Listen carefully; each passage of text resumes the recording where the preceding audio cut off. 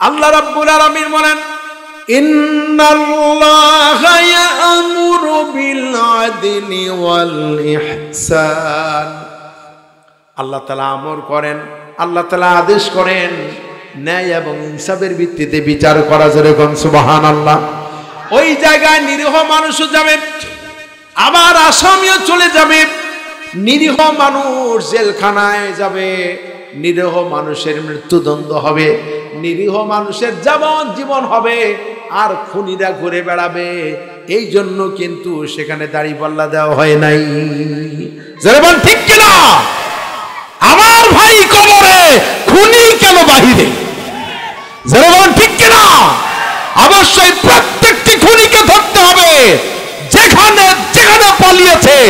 এই 2024-এ 2000-এরও বেশি আমাদের তরুণ যুবকদেরকে তারা হত্যা করেছে, ঠিক কিনা? বিশ্ববিদ্যালয়ের সর্বোচ্চ মেধাবী ছাত্রদেরকে তারা হত্যা করেছে। এর বিচার এই বাংলার জমিনে হতেই হবে, ঠিক কিনা? আমরা এই বিচার দেখতে চাই। 40,000-এর মতো পঙ্গু করে দিয়েছে। এমন ভাবে এই ছাত্রগুলিকে মারলো। তোমরা তো এতদিন ছাত্র ছিলে, গুলি করে যে মেরেছ, আপনার আমার দেখে মনে হয় যে কলিজা ফেটে যাচ্ছে। কিন্তু তারা কোন দেশের রক্ত দিয়ে তাদের জন্ম হয়েছে আল্লাহ ভালো জানে। তারা একেবারে পায়ের সাথে গুলি ধরে, বন্দুক ধরে গুলি করেছে, সঙ্গে সঙ্গে পাটা ছিন্ন ভিন্ন হয়ে গেল। চিৎকার দিয়ে বলছে, ও আল্লাহ, আমার পাওটা নাই রে আল্লাহ, আমার পাও তো নাই। যে আল্লাহ থেকে পা দিয়েছেন ওই আল্লাহকে সে নালিশ করেছে, আর তুমি আরামে ঘুরে বেড়াবে, কখনোই হতে পারে না। এই জন্য তোমাদেরকে বিচারের মুখোমুখি হতেই হবে, হতেই হবে ইনশাআল্লাহ, ঠিক কিনা বলেন?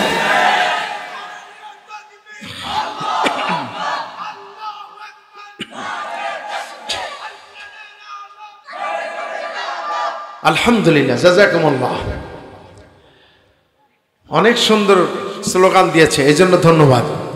প্রিয় ভাই সব, আল্লাহর এই কোরআনের বিচার যখন আসবে, খুঁজে খুঁজে খুনিদের বিচার করা হবে ইনশাআল্লাহ। জোরে বলেন ঠিক কিনা? দাড়িপাল্লা ওখানে দেওয়া হয়েছে, নিরীহ মানুষ যেন বিচারের মুখোমুখি হয়ে না যান। সেই জায়গায় দাড়িপাল্লা ঠিকই আছে, কিন্তু আমরা দেখলাম নিরীহ মানুষগুলি সাজাপ্রাপ্ত হয়ে গেল। তার মানে উপরে ছিল গণতন্ত্র আর ভিতরে ছিল পূর্ণ স্বৈরতন্ত্র, ঠিক কিনা? আমরা আর এই স্বৈরতন্ত্র দেখতে চাই না। ইউসাল্লুনা আলান নবী ইয়া أيها الذين آمنوا صلوا عليه وسلموا تسليما اللهم صل على سيدنا مولانا محمد وعلى آل سيدنا مولانا محمد। মোহাব্বতের সাথে দরদ দিয়ে সবাই পড়ুন, আল্লাহুম্মা সাল্লি আলা سيدنا مولانا محمد وعلى آل سيدنا مولانا محمد بلغ العلا بكماله كشف الدجى بجماله حسنت جميع خصاله صلوا عليه होना ये फुलता बुलबुल का तरन्नुम भी न हो जमने दहर में कलियों का तबस्सुम भी न हो बलगल उला बिकमालिही कशफत दुजा बिजमालिही हसनत जमीअ खिसालिही सल्लु अलैहि दुर्फिशानी ने तरीक़त रूह को दरिया कर दिया दुर्फिशानी ने तरीक़त रूह को दरिया कर दिया दिल को रोशन कर दिया आँखों को बीना कर दिया बलगल उला बिकमालिही कशफत दुजा बिजमालिही हसनत जमीअ खिसालिही सल्लु अलैहि अल्लाहुम्मा आमीन रब्बना ज़लमना अनफुसना व इन लम तग़फिर लना व तरहमना लनकूनन्न मिनल खासिरीन। आय अल्लाह ताआला জিএম শিকদার পাড়া দোকান সংলগ্ন ময়দানে পুটিবিলা জিএম শিকদার পাড়া কর্তৃক আয়োজিত ষষ্ঠতম বিশাল তাফসীরুল কোরআন মাহফিল লোহাগড়া চট্টগ্রামে আয় আল্লাহ তাআলা এই বিশাল কোরআনুল কারীমের মাহফিলে তোমার বাছাই করা তোমার নির্বাচিত বান্দা বান্দীদের সাথে নিয়ে দুরূদ সালাম পড়ে তোমার শাহী দরবারে হাত তুলেছি। আল্লাহ মেহেরবানি করে আমাদের সওয়াবটুকুন সোনার মদিনায় নবী পাকের রওজা মুবারকে পৌঁছে দাও আল্লাহ রব্বুল আলামিন। तमाम পৃথিবীর মাটির নিচে যত মুমিন মুমিনাত কবরবাসী হয়েছেন আয় আল্লাহ তাআলা কবরগুলি তুমি জান্নাতের টুকরা বানায় নাও রব্বুল আলামিন।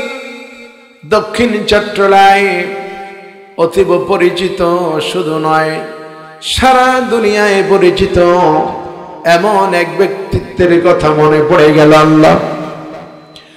উপমহাদেশে যিনি তাফসীরের জন্ম দিয়েছিলেন, বিশ্বের 50টির বেশি দেশে যিনি তাফসীর করেছেন, শত শত মুসলিমকে ইসলাম কবুল করিয়েছেন, আয় আল্লাহ তিনি আর কেউ নন। আয় আল্লাহ তাআলা কোটি কোটি মানুষকে হেদায়েতের পথ দেখালেন। আয় আল্লাহ সেই কোরআনের পাখি আল্লামা দেলওয়ার হুসাইন সাইদীকে আর এই ময়দানে পৌঁছায় দাও রব্বুল আলামিন। লক্ষ কোটি কোটি জন থেকে কোরআন শোনা থেকে যারা মাহরুম করে দিল আল্লাহ, তোমার দরবারে তাদের বিচার কামনা করি রব্বুল আলামিন। এই পটিকাবিলা বিশাল তাফসীরুল কোরআন মাহফিলের আয়োজন যারা করেছেন আর শোনার জন্য যারা এসেছেন, কিয়ামতের দিন মুসিবতের সময় এ মাহফিল আমাদের সকলের জন্য নাজাতের ওসিলা বানিয়ে দিও আল্লাহ।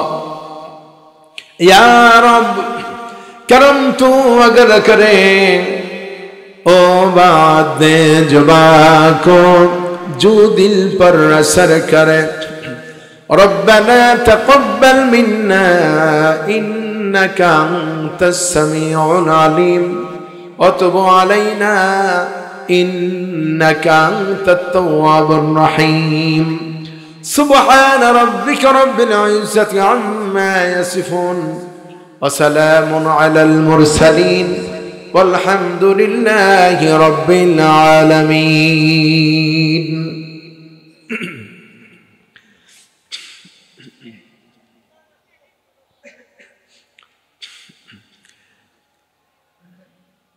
পুটিবিলা জিএম শিকদারপাড়া এলাকাবাসীর উদ্যোগে ৬ষ্ঠতম বার্ষিকী লোহাগড়া চট্টগ্রাম এ বিশাল তাফসীরুল কোরআন মাহফিলের সুযোগ্য সম্মানিত সভাপতি, বিশিষ্ট ইসলামী চিন্তাবিদ, বিশিষ্ট আলেমে দ্বীন, মুফাসসিরে কোরআন হযরত মাওলানা মুমতাজুল হক কাতিবী সাহেব, বারাকাল্লাহু ফি হায়াতি, বলি আল্লাহুম্মা আমিন।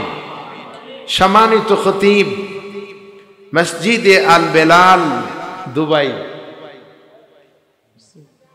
মাশাআল্লাহ, মারহাবা, হায়াকাল্লাহ। আজকের এই মাহফিলের প্রধান অতিথি জনাব মোহাম্মদ এনামুল হাসান, উপজেলা নির্বাহী অফিসার, লোহাগাড়া চট্টগ্রাম।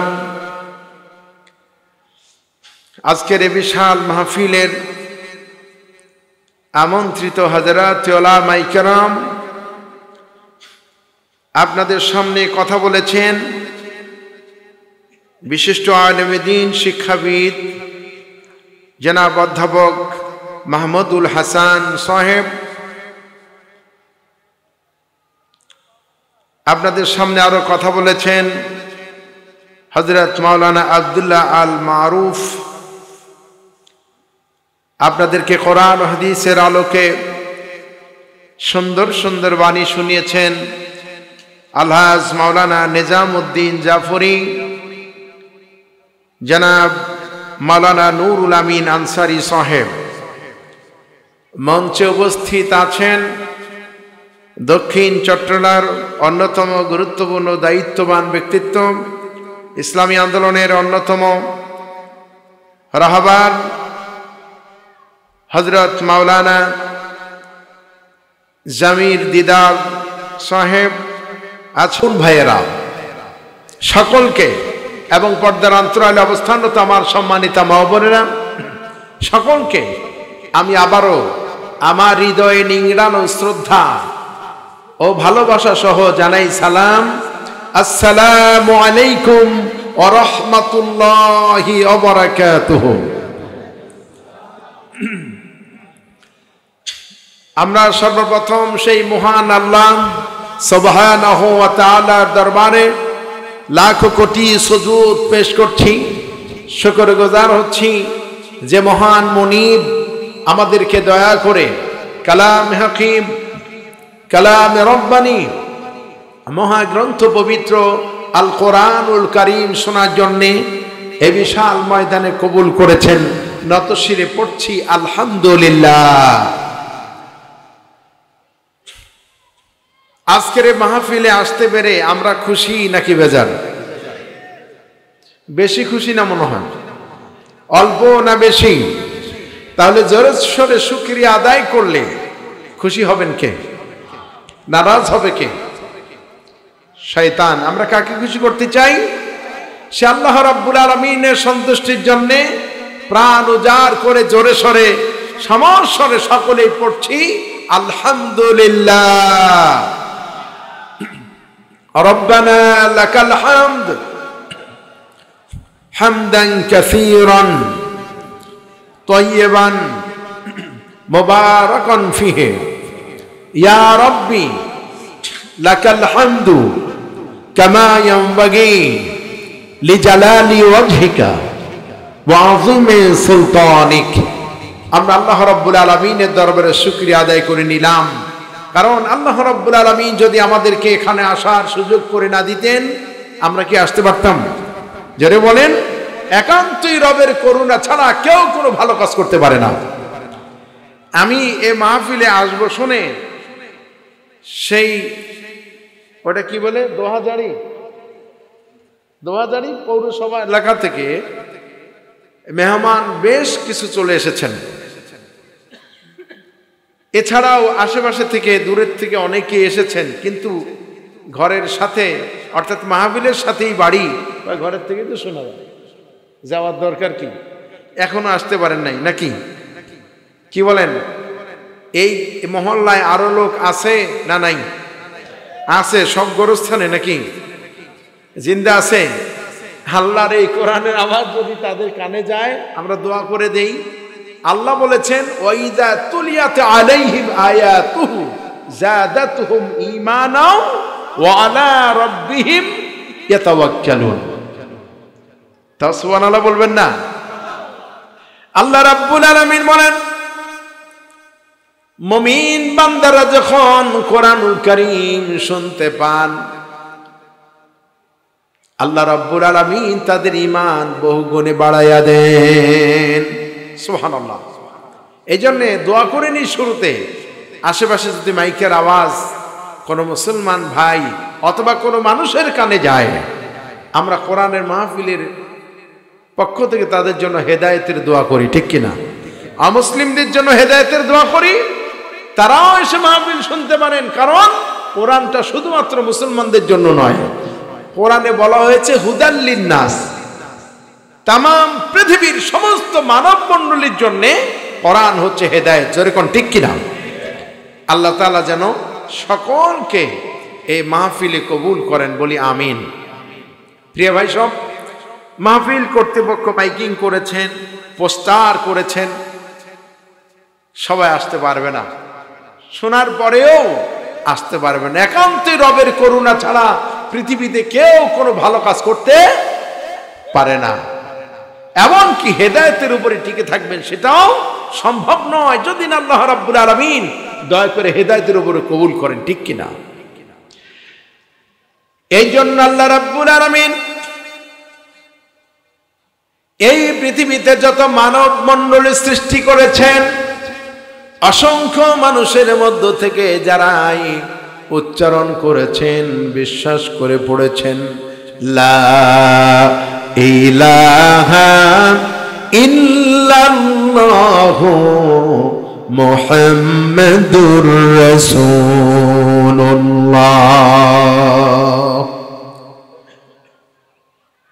আল্লাহ নবী বলেছেন, মান কানা আখিরা কালামিহি লা ইলাহা ইল্লাল্লাহ দাখালাল জান্নাহ। যে ব্যক্তির জীবনে শেষ কথা হবে, শেষ বাক্য হবে লা ইলাহা ইল্লাল্লাহ দাখালাল জান্নাহ, সে ব্যক্তি আল্লাহর জান্নাতে প্রবেশ করবে। যেরকম সুবহানাল্লাহ।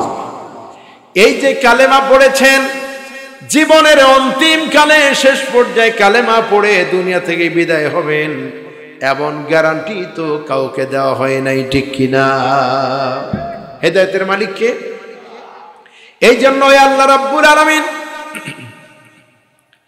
সমস্ত মানব মণ্ডলীর জন্য কোরআনুল কারীমের ভিতরে দোয়া শিখাই দিলেন, যা নবী মুহাম্মদুর রাসূলুল্লাহ সাল্লাল্লাহু আলাইহি ওয়াসাল্লাম দোয়া করতেছিলেন এভাবে, রব্বানা লা তুযিগ কুলুবানা বা'দা ইয হাদাইতানা ওয়া হাব লানা মিন লাদুনকা রাহমাতান ইন্নাকা আনতাল ওয়াহ্হাব। আল্লাহু আকবার। আল্লাহ রাব্বুল আলামিন দোয়া শিখালেন, নবীজি দোয়া করলেন, রব্বুল আলামিন তুমি আমাকে হেদায়েতের পথে আনয়নের পর আমার অন্তঃকরণে তুমি বক্রতা সৃষ্টি করে দিও না, হেদায়েতের পথ থেকে তুমি আমারে দূরে সরাই দিও না। আয় আল্লাহ তাআলা, তোমার চাইতে বড় রহমদাতা আমার জন্য আর কেউ নাই। আল্লাহু আকবার। এই ছেলে, এই ছেলে, এই কিসে? পরিবেশ নষ্ট করলে কিন্তু আল্লাহর কাছে দায়ী হতে হবে। এই ডিস্টার্ব করা ঠিক না। আপনি কেন আরেকজনকে কষ্ট দিবেন? জমে জমে বসবেন,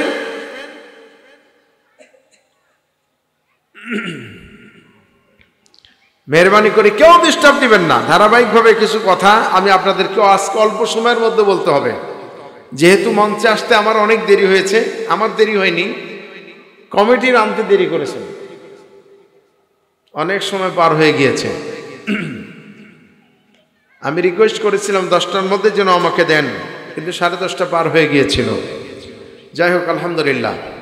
সম্মানিত হাজিরিন, নবী করিম সাল্লাল্লাহু আলাইহি সাল্লাম আল্লাহর কাছে দোয়া করছেন, আয় আল্লাহ তাআলা, তুমি আমাকে হেদায়েতের পথে আনয়নের পর আমার অন্তরকরণে বক্রতা দিও না, হেদায়েতের পথ থেকে দূরে সরাই দিও না। আল্লাহ, তুমি ছাড়া আমার জন্য আর কেউ নাই। সুবহানাল্লাহ, কেউ রহমদাতা নাই। আম্মা জান আয়েশা রাদিয়াল্লাহু তাআলা আনহা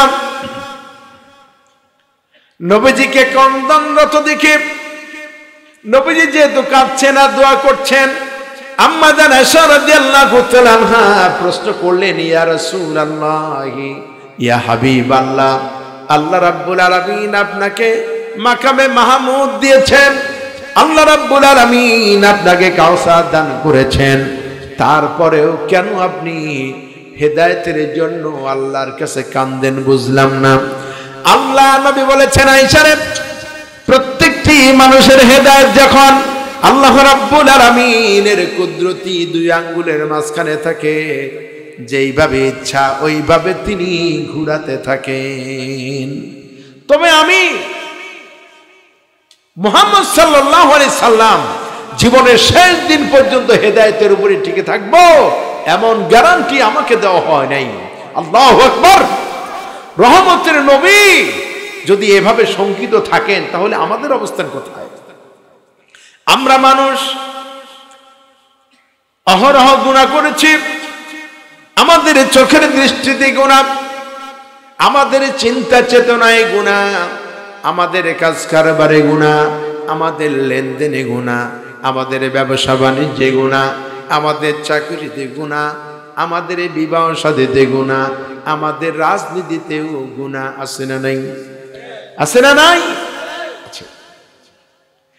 হাদিস শরীফের ভিতরে এসেছে, আল্লাহর নবী বিশ্বনবী মুহাম্মদুর রাসূলুল্লাহ সাল্লাল্লাহু আলাইহি ওয়াসাল্লাম প্রতিদিন 100 বার করে তওবা পড়েছেন।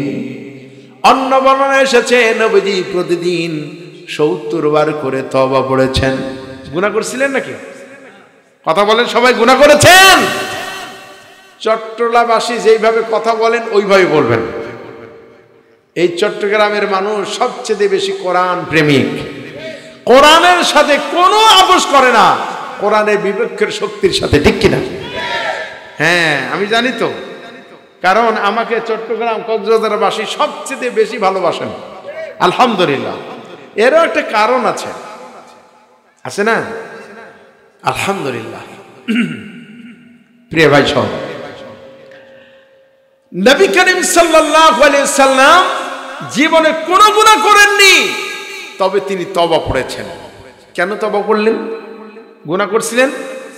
গুনাহ করেন নাই, তবে কেন? নবীজির তওবা মানে আমাদেরকে তওবা শিখানো। যেরকম আল্লাহু আকবার। নবীজির তওবা মানে আমাদেরকে তওবা শিখানো। হাদিস শরীফের ভিতরে এসেছে, আল্লাহ নবী বলেছেন, আল্লাহর কোন বান্দা বান্দী যদি মাগরিবের নামাজের পর, ফজরের নামাজের পর, আর এশার নামাজের পর, এশা ফজরের নামাজের পর, মাগরিবের নামাজের পর আর এশার নামাজের এই 3 ওয়াক্তের নামাজের পরে কেউ যদি 3 বার করে পড়ে নেয়, আস্তাগফিরুল্লাহাল্লাযী লা ইলাহা ইল্লা হুয়াল হাইয়ুল কাইয়্যুম। পারবেন আপনারা আমার সাথে পড়তে? পড়েন, আস্তাগফিরুল্লাহাল্লাযী লা ইলাহা ইল্লা হুয়াল হাইয়ুল কাইয়্যুম ওয়া আতুবু ইলাইহি। নবীজি বলেছেন, যে ব্যক্তি এই দোয়াটা পড়বে, সমুদ্র ফেনা তুল্য যদি গুনাহ হয়ে যায়, আল্লাহ রাব্বুল আলামিন তার সমস্ত গুনাহ খাতা মাফ করে দিবেন। সুবহানাল্লাহ, আল্লাহু আকবার। রাসূল আমাদের মডেল, জোরে বলুন ঠিক কিনা? এই জন্য আল্লাহ রাব্বুল আলামিন বলেছেন, এখানে আছে মুমিনদের জন্য, বিশ্বনবীর জীবন থেকে আছে মহান শিক্ষা, ঠিক কিনা? কোরআনে আছে না? বলবো আমি? আল্লাহ পাক বলছেন, ইন্না ফি হাযা লাবালাগাল লিকাওমিন আবিদিন ওয়া মা আরসালনাকা ইল্লা রাহমাতাল লিল আলামিন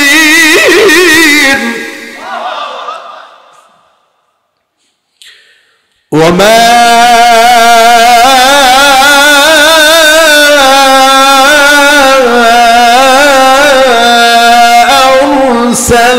أرسلناك إلا رحمة للعالمين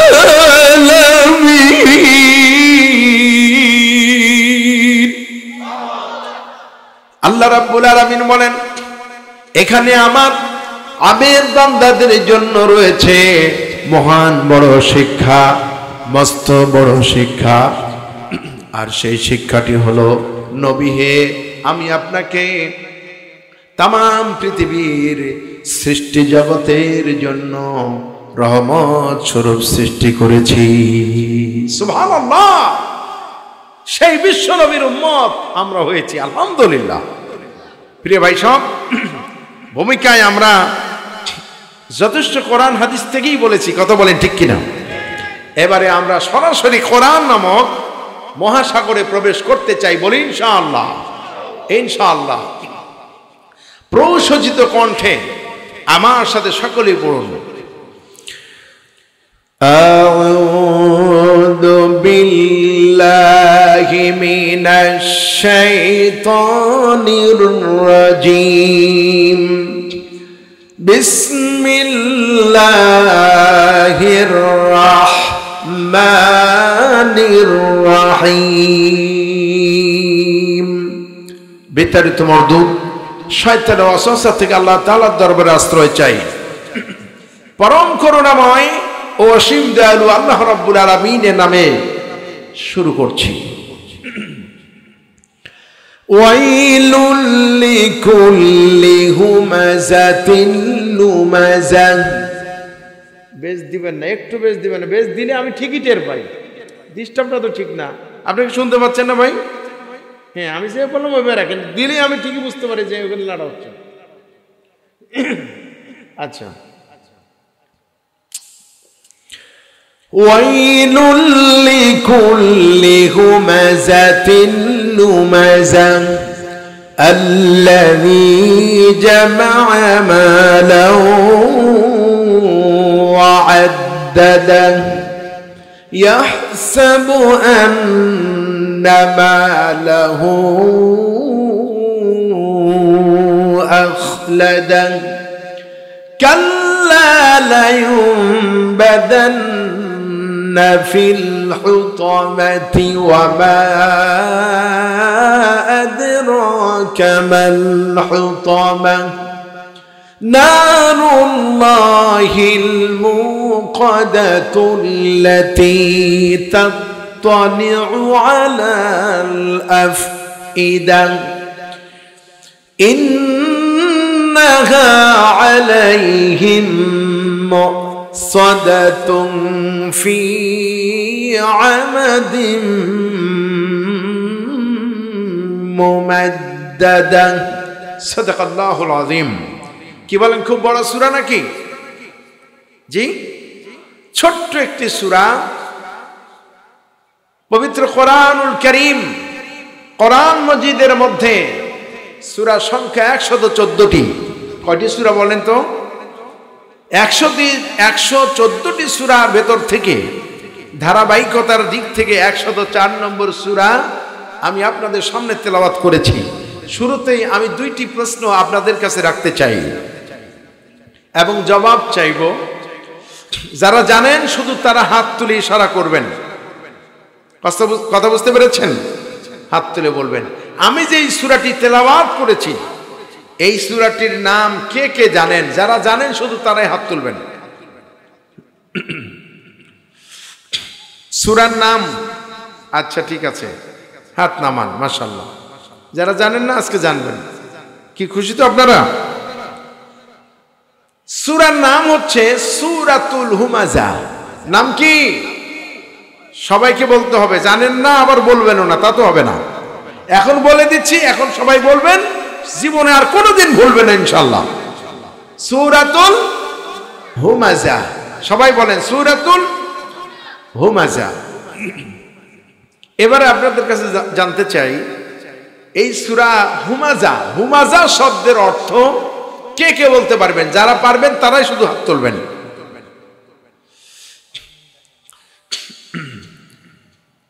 এই কয়েকজন? আচ্ছা ঠিক আছে, আলহামদুলিল্লাহ। জানতে তো আসছেন, আজকে তো জানবেন ইনশাল্লাহ। কি বলেন? জানবো তো ইনশাল্লাহ। হুমাযা শব্দের অর্থ হচ্ছে পর নিন্দাকারী, ঠিক কিনা প্রিয় ভাই সব? সূরাতুল হুমাযা এমন গুরুত্বপূর্ণ একটি সূরা, এই সূরার শিক্ষা যেই ব্যক্তি, যেই পরিবার, যেই সমাজ, যেই রাষ্ট্রে থাকবে না, সেই রাষ্ট্রের মানুষগুলি মানুষ থাকে না, মানুষগুলি পশুতে পরিণত হয়ে যেতে পারে আচরণের দিক থেকে, ঠিক কিনা? তবে আমরা সরাসরি সূরা না জানলেও পারিবারিকভাবে এই সূরার উপরে কিছু শিক্ষা কোনো না কোনো দিক থেকে আমরা পেয়েছি, ঠিক কিনা?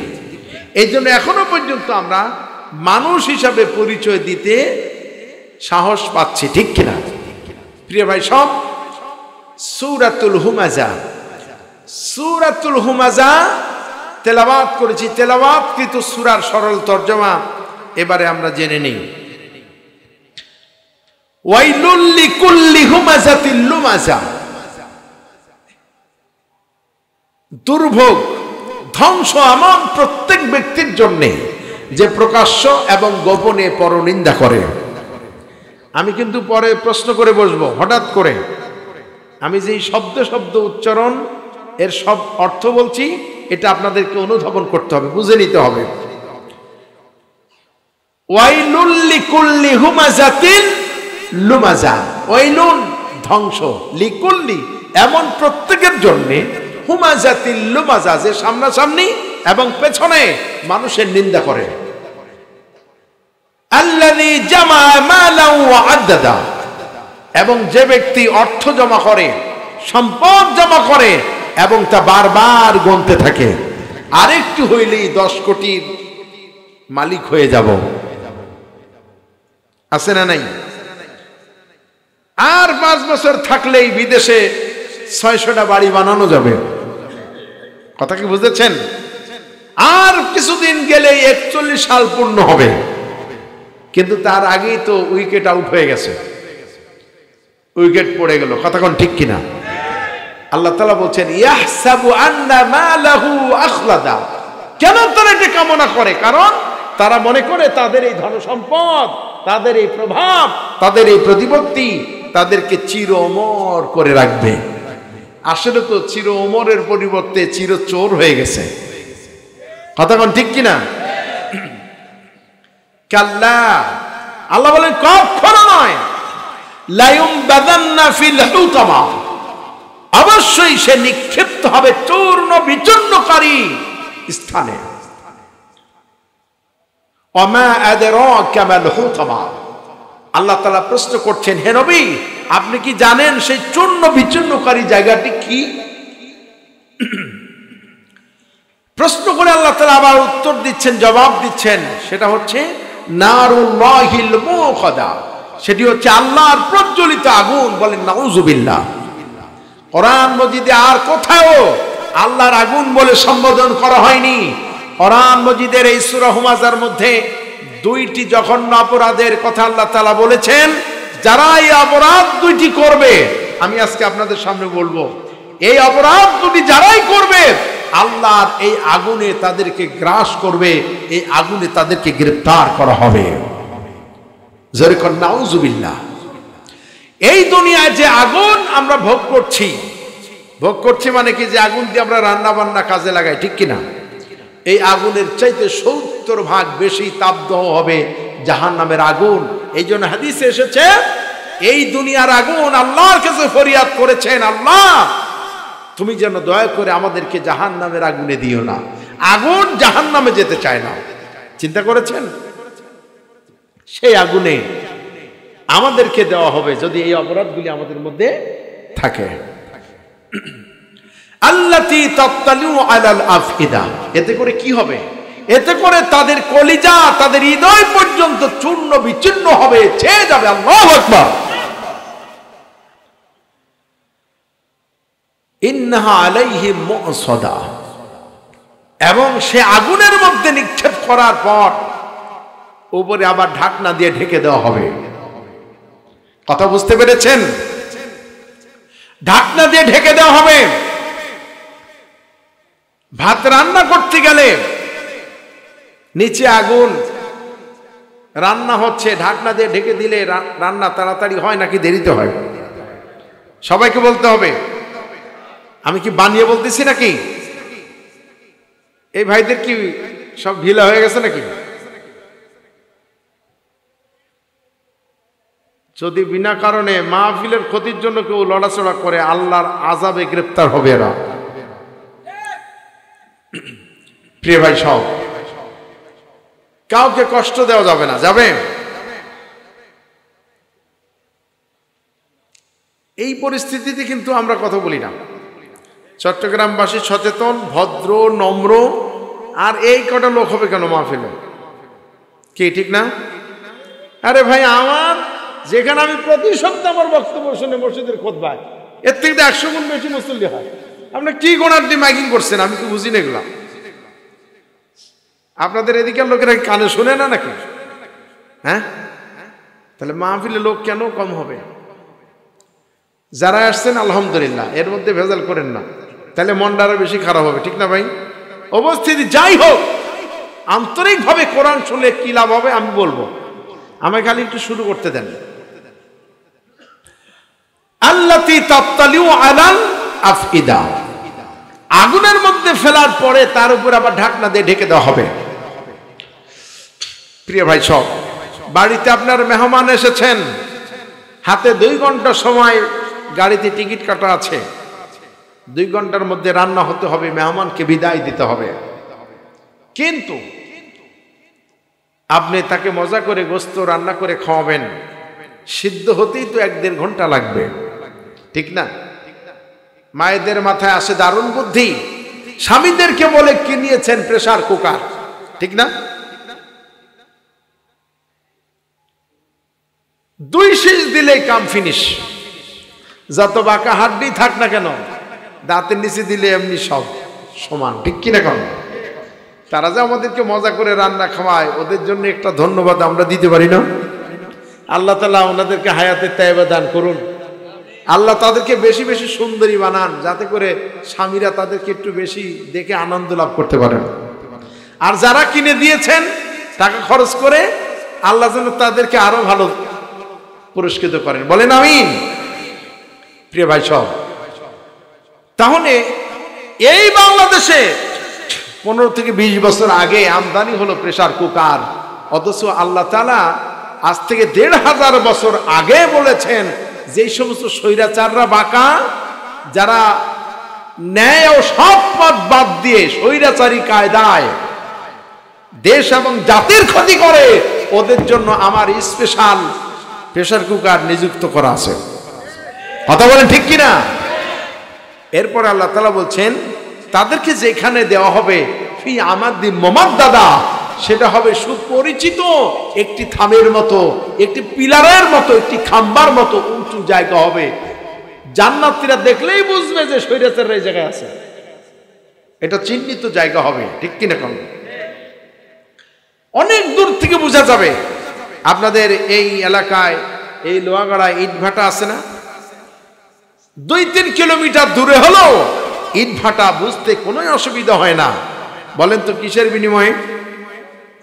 জি, ওই যে বলছেন টাওয়ার বা চিমনি আছে না, ওইটার কারণে বোঝা যায় যে এটা ইটভাটা আছে। ঠিক, আপনাকে যেখানে সেখানে পেলেই টেলিফোন করে, স্যার নিয়ে যান, আইসে বাড়িতে। আপনি বাড়িতে ঘুমাইতে পারলেন না, আপনি বাড়িতে থাকতে পারলেন না, ঠিক মতো জামাতে নামাজ পড়বেন, ভয়তে পারেন না, কারণ ওখান থেকে আপনি গ্রেফতার হবেন। এই যে নানান দিক থেকে জুলুমের পর জুলুম করা হলো, আর আল্লাহ তাকে একটা পুরস্কার দিবেন, সেই পুরস্কার কেমন হবে আপনি জানবেন না, এমনটা তো হইতে পারে না। আল্লাহ তাআলা জায়গাটি চিহ্নিত করবেন। প্রিয় ভাই সব, সূরাতুল হুমাযার সংক্ষিপ্ত অনুবাদের সাথে সংক্ষিপ্ত কিছু আমি জোড়া দিয়ে ব্যাখ্যামূলক আমি অনুবাদ করেছি। এবারে আমরা সরাসরি ব্যাখ্যার দিকে যাব ইনশাআল্লাহ। বলি ইনশাআল্লাহ। প্রিয় ভাই সব, সূরাতুল হুমাযার মধ্যে বলা হয়েছে দুইটি কারণে মানুষ জাহান্নামে যাবে। কয়টি কারণে? দুইটি কারণে। আমি এই কারণ দুটি বলবো, আর হাদিস থেকে বলবো জাহান্নামে যাবার দুইটি কারণ, এবং একই হাদিসে বলা হয়েছে জান্নাতে যাবার দুইটি সিস্টেম বা দুইটি কারণ। তাহলে জাহান্নামে যাওয়ার কয়টা কারণ হলো? দুইটি সূরা হুমাযায়, আর হাদিস থেকে দুইটি। কয়টি হলো? চারটি। আমি বলবো ইনশাআল্লাহ। কষ্ট হবে নাকি? আরে কষ্ট তো হবে না, কারণ আমি দেখতে পাচ্ছি অধিকাংশ যুবক এবং তরুণ। আলহামদুলিল্লাহ, এখন নেতৃত্ব আসছে তরুণেরা, যুবকেরা, এবং ভোটও দিব এই তরুণেরা। ঠিক কিনা বলেন? ইনশাআল্লাহ আগামী দিনের বাংলাদেশ প্রকৃতই ডিজিটাল বাংলাদেশ হবে, ডিজিটাল বাংলাদেশ হবে না যারা ডিজিটালের নামে এই বাংলাদেশটাকে ধ্বংস করে দিয়ে গেছে। ঠিক কিনা? এদেশের ছাত্র সমাজ, শিক্ষিত সমাজ, এদেশের ভবিষ্যৎ প্রজন্মকে যারা ধ্বংস করে গিয়েছে, তাদের মতো আর দেশ সামনে চলবে না ইনশাআল্লাহ। ইনশাআল্লাহ। প্রিয় ভাই সব, সূরাতুল হুমাযা এটি তার প্রথম আয়াত থেকেই তার নামকরণ করা হয়েছে। এই সূরাটি নাজিল হয়েছে নবী করিম সাল্লাল্লাহু আলাইহি সাল্লামের মাক্কি জিন্দেগীর একেবারে প্রথম দিকে। এই সূরাটির মূল বক্তব্য এবং বিষয়বস্তু হচ্ছে, এই সূরায় এমন কিছু নৈতিক অসৎবৃত্তির নিন্দা করা হয়েছে যেগুলি অর্থলোলুপ ধনীদের মধ্যে পাওয়া যেত। জাহেলি যুগে ধনীদের মধ্যে এই খাসলতগুলি পাওয়া যেত। যাদের মধ্যে এই দোষ ছিল তাদেরকে কেউ ভালো চোখে দেখতো না, সকলেই তাদেরকে ঘৃণা করত। তাফসীর কারকরা বলেছেন, তাফসীরে এসেছে যে এই সূরার মধ্যে যেই অপরাধগুলির কথা বলা হয়েছে, যে মানুষ রাতারাতি আঙ্গুল ফুলে কলা গাছ হয়ে যাবে, রাতারাতি আঙ্গুল ফুলে কলা গাছ হবে। মানে 5 বছর ইলেকশনে যাওয়ার আগে 2 লাখ টাকার মালিক, 10 লাখ টাকার মালিক, এইরকমই ফিরিস্তি পেশ করে। ঠিক কিনা? কিন্তু 5 বছর হয়ে গেলে হাজার হাজার কোটি টাকার মালিক হয়ে যায়। এর চাইতে মানে আল্লাহ তাআলা ভবিষ্যৎ আল্লাহ চাইতে আর তো ভালো কেউ জানে না। ঠিক কিনা? মানুষের খাসলতটা এমন হবে, এই জন্য আল্লাহ তাআলা এখানে সতর্ক করেছেন যে রাতারাতি আঙ্গুল ফুলে কলা গাছ হবে, আর তাকে বিচারের মুখোমুখি করা হবে না। ওখানে দুদকও নাই, ওখানে টুদকও নাই। ওই জায়গায় আপনার পছন্দের কোন অফিসারকে নিয়োগ দিয়ে আপনি উপরে দুদকের সাইনবোর্ড যে কোনো দোষ পাওয়া যায়নি, এরকম আল্লাহ করবেন না। আল্লাহ বলছেন রাতারাতি আঙ্গুল ফুলে কলা গাছ হবে, আর তোমাদের কোনো বিচারের মুখোমুখি করা হবে না। এমনটি তো হতেই পারে না, অবশ্যই তোমাদেরকে বিচারের মুখোমুখি হতে হবে। এটা ছিল সূরার বিষয়বস্তুর উপরে বক্তব্য। তাফসীর থেকে আপনাদের শোনাই দিলাম। আল্লাহ রাব্বুল আলামিন সূরাতুল হুমাযার ভিতর থেকে আমাদেরকে যেই জিনিসটি বোঝাতে চান, যেই ব্যাপারে আমাদেরকে সতর্ক করতে চান, সাবধান করে দিতে চান, আল্লাহ তাআলা বলছেন ওয়াইলুল লিকুল্লি হুমাযাতিল লুমাযা, ধ্বংস এমন প্রত্যেক ব্যক্তির জন্য যে প্রকাশ্যে এবং গোপনে পরনিন্দা করে। যেরকম নাউযুবিল্লাহ। লিকুল্লি হুমাযাতিল লুমাযা, এমন প্রত্যেকের জন্য, সেই প্রত্যেকে কে? যে সামনাসামনি এবং পিছনে নিন্দা করে। ঠিক কিনা? কিন্তু এর আগে আল্লাহ বলেছেন ওয়াইলুন। ওয়াইলুন মানে কি বলেন তো? আমি একটু আগে বলেছিলাম ওয়াইলুন মানে ধ্বংস। ওয়াইলুন মানে কি? দুর্ভোগ, ধ্বংস। এই ওয়াইলুন শব্দটি আল্লাহ রাব্বুল আলামিন কোরআন মজিদে এনেছেন 40 বার। কতবার? উদ্দেশ্য আছে না আল্লাহ?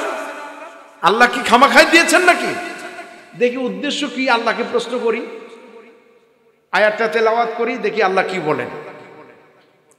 আল্লাহ রাব্বুল আলামিন বলেন, ওয়াইলু ইয়াওমাইযিল লিল মুকায্যিবিন,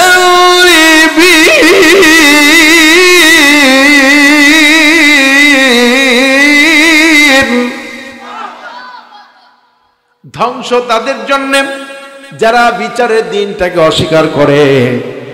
বিচার দিনকে অস্বীকার মানে আখিরাতকে অস্বীকার করে, এরকম লোক আছে না নাই? আপনি নামাজি ব্যক্তি, আপনি আখিরাতকে বিশ্বাস করেন বলেই নামাজ পড়েছেন। এক ওয়াক্ত পড়েন তো 4 ওয়াক্ত পড়েন না, এক ওয়াক্ত পড়ি তো 2 ওয়াক্ত পড়ি তো 3 ওয়াক্ত বাদ দিয়ে দিই। কেন দেই? কারণ আমার বিচারের দিনটাকে একটু সন্দেহ আছে। যার যতটুকুন বিশ্বাস সে ততটুকুন ভালো। কথা কোন না কেন? আখিরাতের প্রতি যার যতটুকুন বিশ্বাস আছে, বিচারের মুখোমুখি হতে হবে, সে ততটুকুনই ভালো আছে। কথা বলেন ঠিক কিনা?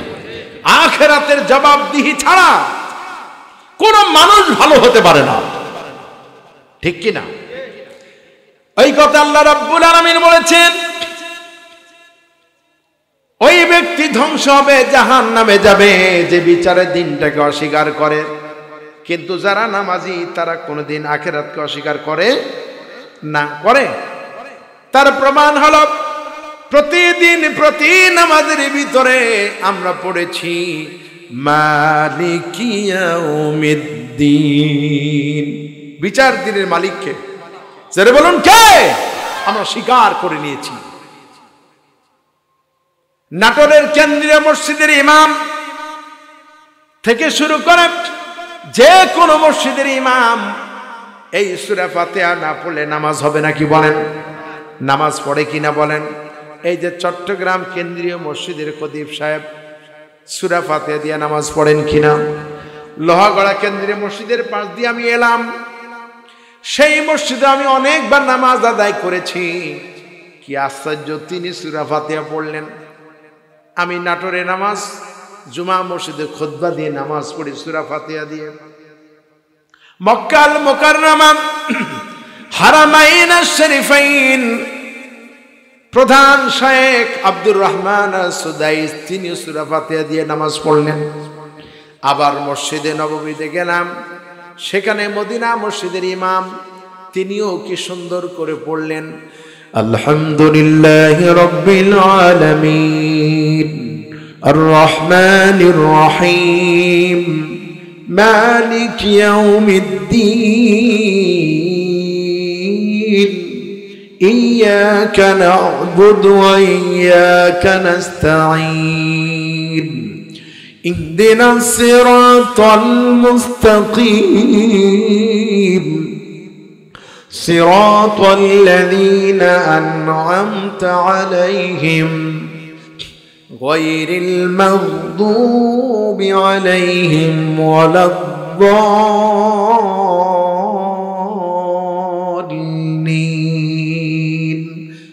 আমিন। এই সূরা ফাতিহা ছাড়া নামাজ হয় না। পূর্ণাঙ্গ একটি দোয়া সূরা ফাতিহা, ঠিক কিনা বলেন? এই সূরা ফাতিহা ছাড়া যেহেতু নামাজ হয় না, আমরা সূরা ফাতিহা কি পড়ি এটাই তো জানি না অনেক ক্ষেত্রে, ঠিক কিনা? প্রিয় ভাইয়ের আমার, আল্লাহ নবী বলেছেন সূরা ফাতিহা এমন একটি সূরা, যেই সূরাটি যদি কেউ তেলাওয়াত করে আল্লাহ রাব্বুল আলামিন তার শারীরিক এবং মানসিক সব রোগ ভালো বানাইয়া দিবেন। সুবহানাল্লাহ। এই সূরা ফাতিহা আমরা স্বীকার করেছি যে বিচার দিনে মালিক আল্লাহ রাব্বুল আলামিন। কিন্তু যারা বিচারের দিন সম্পর্কে ধারণা রাখে না এবং বিশ্বাস করে না, তারাই কোরআনকে সর্বক্ষেত্রে বিশ্বাস করে না। কথা কি ঠিক বলেছি? প্রিয় ভাইরা আমার, আল্লাহ রাব্বুল আলামিন কোরআনুল কারীমের ভিতরে বলেছেন আল্লাযী খালাকাল মাউতা ওয়াল হায়াতা লিয়াবলুয়াকুম আইয়ুকুম আহসানু আমালা। বান্দারে, তোমার জীবন এবং মৃত্যু আমি এই জন্য দিয়েছি, আমি দেখতে চাই তোমাদের মধ্যে আমলের দিক দিয়ে কে বেশি উত্তম, কে বেশি ভালো হতে পারে। সুবহানাল্লাহ। আহসানু আমালা, আমলটা কার ভালো হয় আমি জানতে চাই। আহসানু আমালা, আমলটা কার ভালো? আমল মানে কি বলেন তো, বলতে পারবেন? আমল মানে হচ্ছে কাজ। আমল মানে কি? কাজ। আহসান মানে উত্তম, ভালো, আমালা কাজ। উত্তম কাজ কার এটা আল্লাহ দেখতে চান। এখন কাজটা কি? আচ্ছা, আপনি চাকরি করবেন, কৃষি জমিতে কাজ করবেন, কাজ কিনা বলেন? আমার সাথে সাথে সাথে জবাব দিলে খুশি হব। চাকরি করা কি? ভাত খাওয়া কি? বিবাহ করা কি? তাহলে এগুলি সব কাজ। চাকরি করাও কাজ, রাজনীতি করা কাজ, নাকি কাজ না? অনেকে তো বলে এটা কাজই না। হ্যাঁ প্রিয় ভাইরা আমার, তাহলে নামাজ পড়লেন, ভাত খাইলেন, চাকরি করলেন, সব কাজ, সম্পূর্ণই আমরা কাজ। তাহলে সব কিছুতে নামাজ পড়লাম কোরআন দিয়ে, কিন্তু রাজনীতি যে একটা কাজ, যদি কেউ বলে যে কোরআনের সাথে রাজনীতির কোনো সম্পর্ক নাই, আর সে যদি দাবি করে আমি মুসলমান, আসলে কি সে মুসলমান থাকে? যারা বলেন থাকে, সে মানুষরূপী জানোয়ার। যেই ব্যক্তি মুসলমান হয়ে বলে যে কোরআনের সাথে রাজনীতির কোনো সম্পর্ক নাই, সে মানুষ নামের কলঙ্ক, সে মানুষই না, ঠিক কিনা? প্রিয় ভাইয়ের আমার, বানায় বলছি না, কিন্তু এর মধ্যে আরো আয়াত আছে, কিন্তু বক্তব্য লম্বা হয়ে যাচ্ছে, এই জন্য আমি সংক্ষেপে আগায় যাওয়ার চেষ্টা করবো ইনশাআল্লাহ। আল্লাহ রাব্বুল আলামিন কোরআনুল কারীমে সতর্ক করলেন, ওয়াইলু ইয়াউমাইদিন লিল মুকাদ্দিমিন, ধ্বংস তারা যারা বিচারের দিনটাকে অস্বীকার করে। বিচারের দিনটাকে অস্বীকার করে বলেই রাস্তা থেকে সাধু মানুষ, ভালো মানুষ, নিরীহ মানুষকে ধরে নিয়ে যায়, রিমান্ডে দিয়ে দেয়। আবার নিরীহ মানুষ বৈঠকে বসে আছেন, তালিমে ব্যস্ত, কোরআন শিক্ষা দিচ্ছেন, সেই মসজিদ থেকে ধরে নিয়ে যায়, অথবা কোনো অফিস থেকে, অথবা কোনো একটা সুন্দর পরিবেশ থেকে, এমনকি তাফসির মাহফিল থেকেও ধরে নিয়ে যায়, ঠিক কিনা? ধরে নিয়ে গিয়ে কোরআনুল কারীমের তাফসির হাতে আছে, রিয়াদুস সালিহিন হাদিস গ্রন্থ আছে, ভিডিওতে দেখা যাচ্ছে যে তারা কোরআন শরীফের তাফসির আর হাদিস গ্রন্থ সামনে রেখে বলতেছে কিছু জঙ্গি ধরা পড়েছে, আর কিছু জঙ্গি উপযোগী জঙ্গি বই পাওয়া গেছে। নাউজুবিল্লাহ।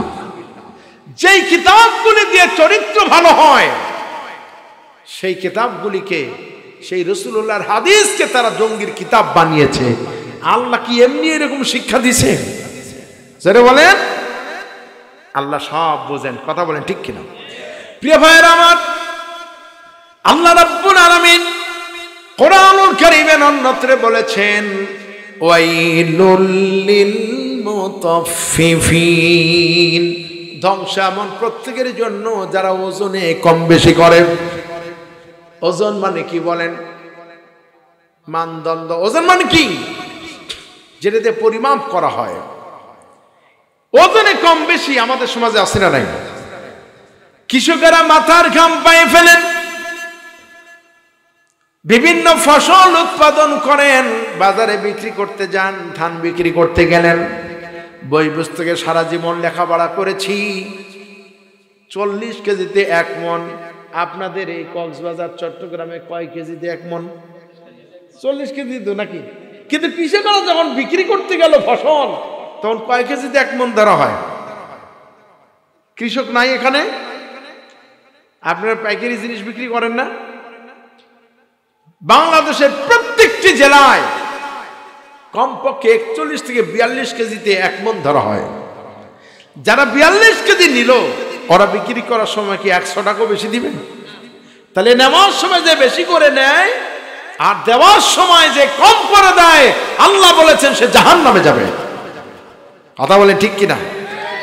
এই খাসরতগুলি আমাদেরকে ভালো করতে হবে, পারবো তো ইনশাল্লাহ? প্রিয় ভাইয়েরা আমার, আর একটু লক্ষ্য করুন, এই কৃষকেরা যখন আলু চাষ করলেন, আলুর সিজনে আলু বিক্রি হলো 16 থেকে 20 টাকা বা 24 টাকা দরে, কিন্তু যে আলু কোল্ড স্টোরে গেল, কোল্ড স্টোরে যাওয়ার সঙ্গে সঙ্গে আলু হয়ে গেল 50 টাকা থেকে 80 টাকা দরে। কি বলেন ঠিক না? এই যে নতুন আলু উঠার আগ পর্যন্ত এই আলু প্রায় 100 টাকা হয়েছিল। খুচরা বাজারে 100 টাকা চেয়েছে, পাইকারি বাজারে একটু কম নিয়েছে। কথা কি সত্য না অসত্য? তাহলে কৃষকের কাছ থেকে কিনলো 20 টাকা দরে একই আলু, আলুর কোনো অভাব নাই, প্রত্যেকটি দোকানে গেলে আলু পাওয়া গিয়েছে, কিন্তু আলু বাজারে কোনো সংকট নাই, শুধু দাম বাড়তি। দাম কি বাড়তি? দাম বেশি নেওয়া হয়েছে। তাহলে কৃষককে ঠকানো হলো, আর এই জাতিকে, ভোক্তাদেরকে ঠকানো হলো, যারা খাবার জিনিসকে, দৈনন্দিন প্রয়োজনীয় জিনিসকে মাত্রা অতিরিক্ত আটকে রেখে সিন্ডিকেট করে দাম বৃদ্ধি করে, এদের পেট জাহান্নাম ভরে, এদের পেটের মধ্যে আগুন ভর্তি করা হয়। কোনো সন্দেহ নাই এরা জাহান্নামে যাবে, ঠিক কিনা? এখনো আপনি বাজারে গেলে পুরাতন আলু পাবেন। এতদিন আলু ছাড়লো না কেন? কি বলেন ঠিক না? এখন তো 20 টাকাও কেউ খায় না ওই আলু। কি বলেন ঠিক না? তাহলে এই সিন্ডিকেট তারা এতদিন করে গিয়েছে, এই খেলায় তারা এতদিন খেলেছে।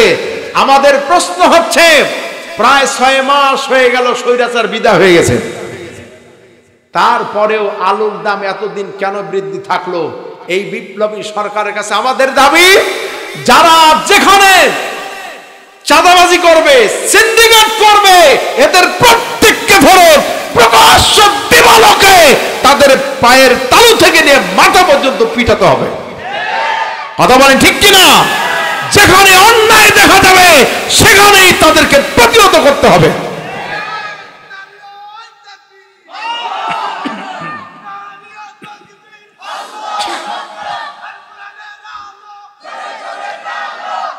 ছোটবেলায় গান শুনেছিলাম, কালু মিয়া আলু খাইয়া পয়সা জমাইছে, আর এখন আলু খাইয়া পকেট ফতুর হয়ে যায়।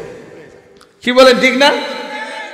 বাচ্চারা তো আলু খুব পছন্দ করে, কিন্তু আলু কিনতে গেলেই তো মাথা গরম হয়ে যায়, ঠিক না? যাই হোক, এই ধরনের অনিয়ম থেকে আল্লাহ তাআলা আমাদেরকে হেফাজত করুন, বলি আমিন। আল্লাহ পাক বলছেন, ওয়াইলুল লিল মুতাফফিফিন, ধ্বংস তাদের জন্য যারা ওজনে কম বেশি করে। আরেকটু আপনাদেরকে বোঝাই, আমাদের বাংলাদেশের সুপ্রিম কোর্ট, হাইকোর্টের সামনে একটা মনোগ্রাম আছে, যদি কারো জানা থেকে বলেন সেই মনোগ্রামের নাম কি? মাশাআল্লাহ, আপনি তো ভালো বুঝেন, আমার থেকে বোঝা আপনারা ভালো জানেন, মাশাআল্লাহ। হাইকোর্টের সামনে, সুপ্রিম কোর্টের সামনে আছে দাঁড়িপাল্লা মনোগ্রামে। কথা বলেন কি? তার মানে কি? লোহায় লবণ সমান সমান নাকি? সেখানে এক পাল্লায় লোহা দিবে, আরেক পাল্লায় লবণ দিবে, ওজন সমান সমান। আপনাদের এদিকে ঠোকাররা বিক্রি করে, আমাদের গ্রামগঞ্জে বিক্রি করে লোহা একদিকে, লবণ আরেক দিকে, সমান সমান। প্রিয় ভাই সব না, এই জন্য না, আরো দামি জিনিসও যদি হয় তাও এটা ওই কাজের জন্য না। কিসের জন্য? আল্লাহ রাব্বুল আলামিন বলেন, ইন্নাল্লাহা ইয়া'মুরু বিল আদলি ওয়াল ইহসান। আল্লাহ তাআলা আমর করেন, আল্লাহ তাআলা আদেশ করেন ন্যায় এবং ইনসাফের ভিত্তিতে বিচার করা। যেরকম সুবহানাল্লাহ। ওই জায়গায় নিরীহ মানুষও যাবে, আবার আসামিও চলে যাবে, নিরীহ মানুষ জেলখানায় যাবে, নিরীহ মানুষের মৃত্যুদণ্ড হবে, নিরীহ মানুষের জীবন হবে, আর খুনিরা ঘুরে বেড়াবে। এই জন্য কিন্তু সেখানে দাড়িপাল্লা দেওয়া হয় নাই। যেমন ঠিক কিনা? আমার ভাই কবরে, খুনি কেন বাহিরে? যেমন ঠিক কিনা? অবশ্যই প্রত্যেকটি খুনিকে ধরতে হবে, যেখানে যেখানে পালিয়েছে। এই 2024-এ 2000-এরও বেশি আমাদের তরুণ যুবকদেরকে তারা হত্যা করেছে, ঠিক কিনা? বিশ্ববিদ্যালয়ের সর্বোচ্চ মেধাবী ছাত্রদেরকে তারা হত্যা করেছে, এর বিচার এই বাংলার জমিনে হতেই হবে, ঠিক কিনা? আমরা এই বিচার দেখতে চাই। 40,000-এর মতো পঙ্গু করে দিয়েছে, এমন ভাবে এই ছাত্রগুলিকে মারলো। তোমরা তো এতদিন ছাত্র ছিলে, গুলি করে যে মেরেছ, আপনার আমার দেখে মনে হয় যে কলিজা ফেটে যাচ্ছে। কিন্তু তারা কোন দেশের রক্ত দিয়ে তাদের জন্ম হয়েছে আল্লাহ ভালো জানে। তারা একেবারে পায়ের সাথে গুলি ধরে, বন্দুক ধরে গুলি করেছে, সঙ্গে সঙ্গে পাটা ছিন্ন ভিন্ন হয়ে গেল। চিৎকার দিয়ে বলছে, ও আল্লাহ, আমার পাওটা নাই রে আল্লাহ, আমার পাও তো নাই। যে আল্লাহ থেকে পা দিয়েছেন ওই আল্লাহকে সে নালিশ করেছে, আর তুমি আরামে ঘুরে বেড়াবে, কখনোই হতে পারে না। এই জন্য তোমাদেরকে বিচারের মুখোমুখি হতেই হবে, হতেই হবে ইনশাআল্লাহ, ঠিক কিনা বলেন?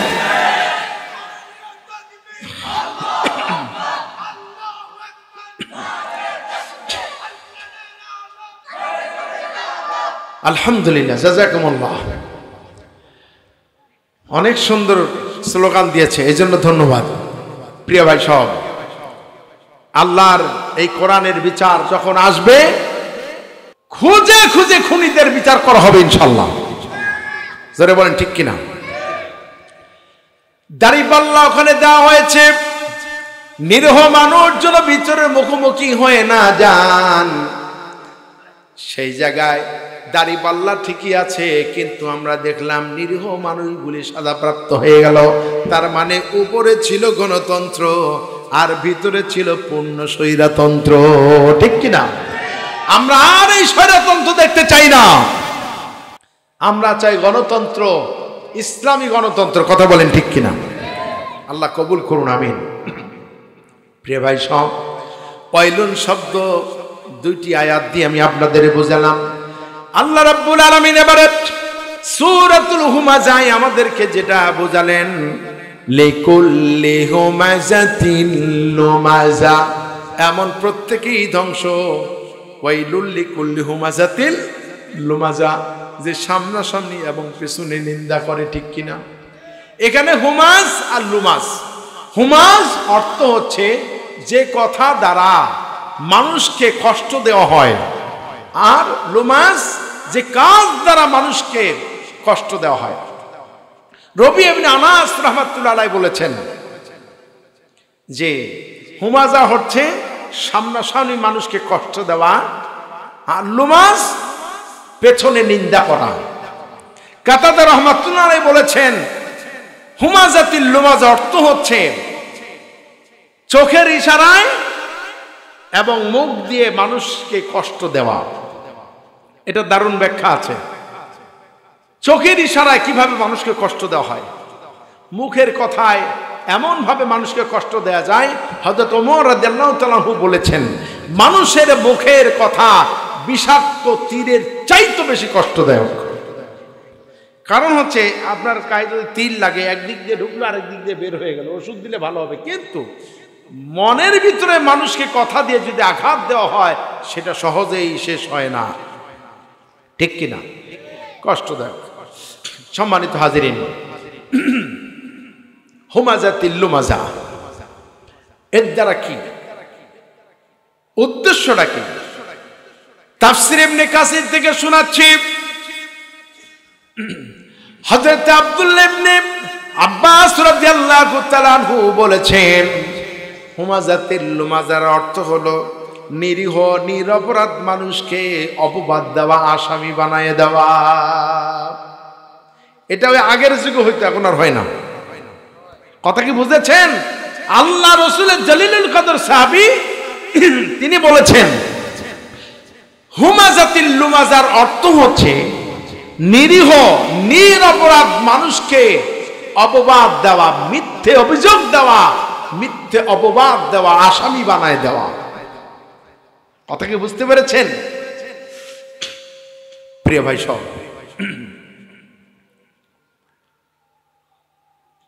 এই শতাব্দীর শ্রেষ্ঠ মুজাদ্দিদ, বিশ্ব নন্দিত মুফাসসিরে কোরআন, এদেশের কোটি কোটি মানুষের হৃদয়ের স্পন্দন, কোরআনের পাখি আল্লামা দেলওয়ার হুসাইন সাইদি সাহেবের উপরে যতগুলি অভিযোগ দেওয়া হয়েছে প্রত্যেকটি মিথ্যা এবং বানোয়াট অভিযোগ দেওয়া হয়েছে, ঠিক কিনা? সকলেই জানেন তার ব্যাপারে, কিন্তু তারা জোরপূর্বক এই মিথ্যা অভিযোগ দিয়ে তাকে দীর্ঘদিন কারারুদ্ধ রেখে তারপরে তাকে পরিকল্পিতভাবে হত্যা করা হয়েছে, ঠিক কিনা? মাওলানা মতিউর রহমান নিজামী, কাদের মোল্লা, আলী হাসান মোহাম্মদ মুজাহিদ, মাওলানা আব্দুস সুবহান, এটিএম কামারুজ্জামান, মীর কাসেম আলী সহ 11 জনকে তারা শহীদ করে দিয়েছে, ঠিক কিনা? একজনকেও প্রমাণিত হয়নি যে তারা এই জঘন্য অপরাধে ছিল, ঠিক কিনা? মাজলুমের দোয়া আল্লাহ রাব্বুল আলামিন কবুল করে নেন। মাজলুমের দোয়া কোনদিন আল্লাহ রাব্বুল আলামিন ফিরায় দেন না। এই জন্যে আমি দেখেছি আল্লামা সাইদিকে যখন কারাগারে হাজির করা হলো, কলিজার টুকরা বড় সন্তান রাফিক বিন সাইদি যখন উপস্থিত ছিলেন আদালতের ভিতরে, একের পর এক মিথ্যা অভিযোগ আর বানোয়াট যখন মিথ্যে বলা হচ্ছিল, কলিজার টুকরা সন্তান হার্ট অ্যাটাক করলেন। বাবার বিরুদ্ধে মিথ্যে অভিযোগ তিনি সহ্য করতে পারলেন না, ঠিক কিনা? হার্ট অ্যাটাক করলেন, হাসপাতালে যেতে যেতেই তার ইন্তেকাল হয়ে গেল। বাবার সন্তান চলে গেল, কিন্তু পিতাকে বা বাবাকে সাইদিকে জানানো হলো না। আল্লামা সাইদি রহমাতুল্লাহ আলাইহি তাকে খবর দেওয়া হলো না। পরের দিন তাকে জানানো হলো এবং প্যারোলে মুক্তি দিয়ে ঢাকা মতিঝিল আইডিয়াল স্কুল ময়দানে সন্তানের জানাজায় তিনি হাজির হলেন। আমি নিজে সেখানে উপস্থিত ছিলাম। আপনারা নিশ্চয়ই ভিডিওতে দেখেছেন, বিভিন্নভাবে দেখেছেন।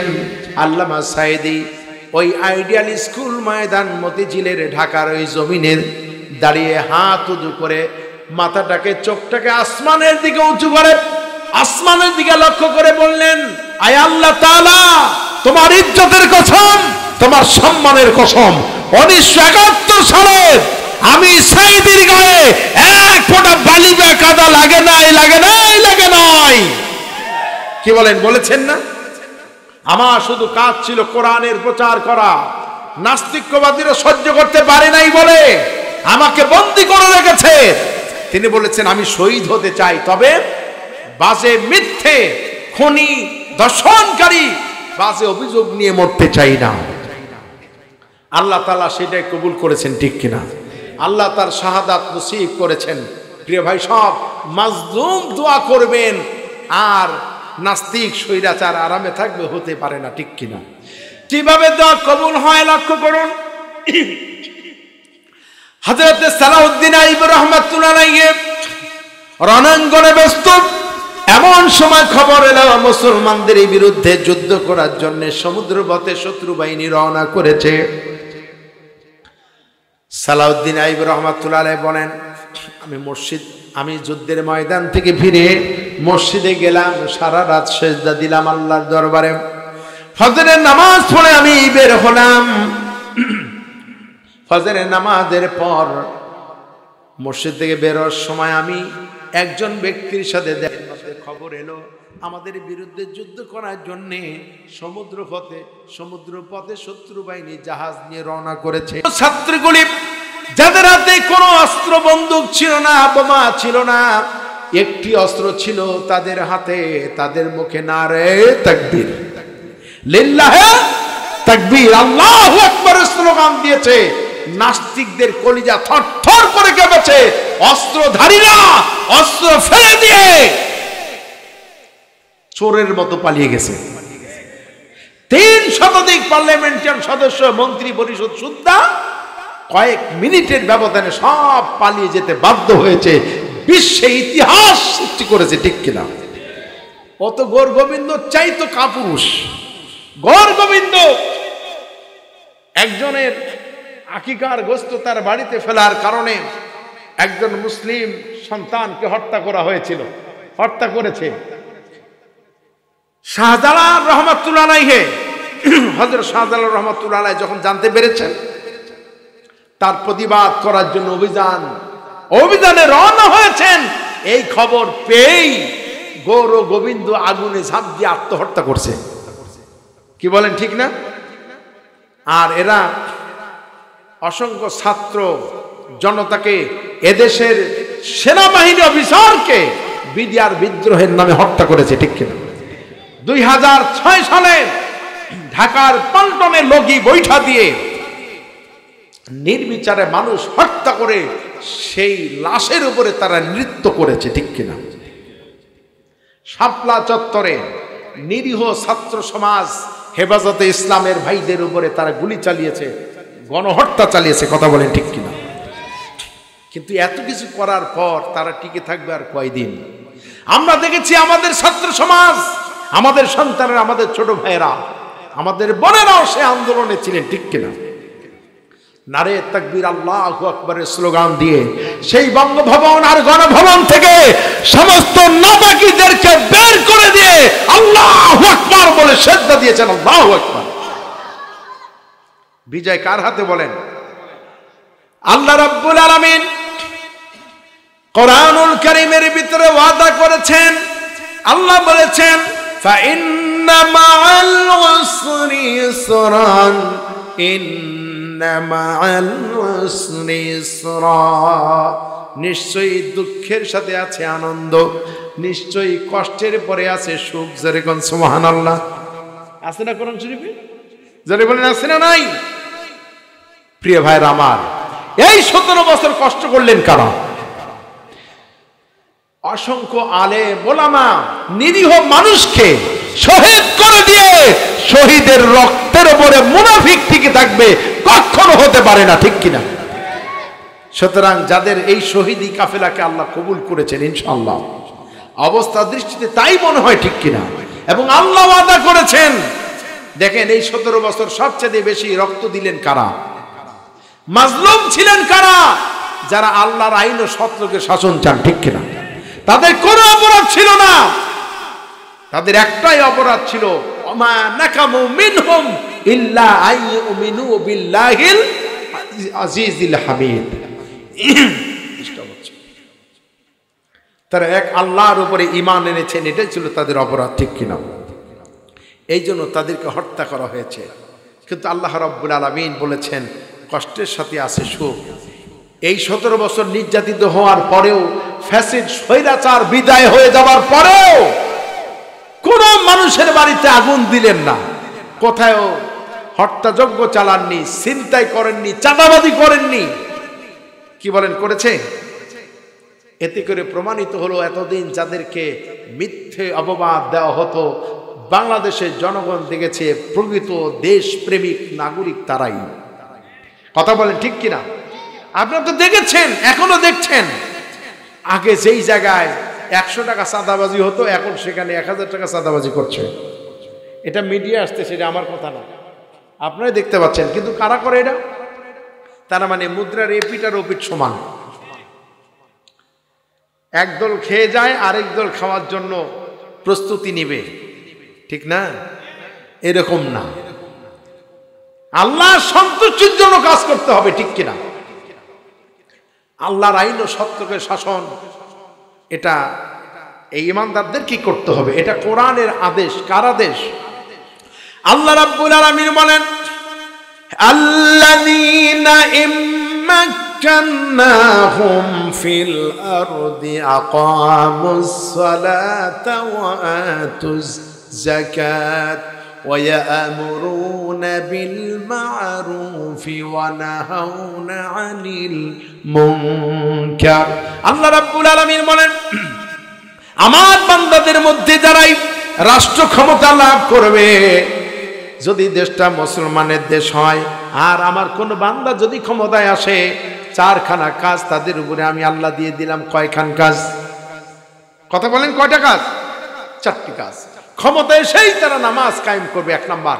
2 নাম্বার যাকাত ভিত্তিক অর্থনীতি প্রতিষ্ঠিত করবে। 3 নাম্বার অসৎ কাজ থেকে মানুষকে বিরত রাখবে, সৎ কাজের আদেশ দিবে। 3 নাম্বার অসৎ কাজ থেকে বিরত রাখবে। এটা হলো 4 নাম্বার, ঠিক কিনা? কোন এই স্বাধীনতার 54 বছরে কতজন ক্ষমতায় এলো? তারা কি রাষ্ট্রীয়ভাবে এই দায়িত্ব পালন করেছেন? করেন নাই। নিজেকে তো মুসলমান বলে দাবি করেন, কিন্তু মুসলমান হতে গেলে এই কাজগুলি করতে হবে। এখন আপনি যেই দলই করেন না কেন, আপনি যদি এই কাজগুলি করার ঘোষণা দেন এবং আপনাদের আমলে যদি আমরা প্রমাণ পাই, তাহলে আপনার দলের প্রথম কর্মী আমি হব, ঠিক কিনা?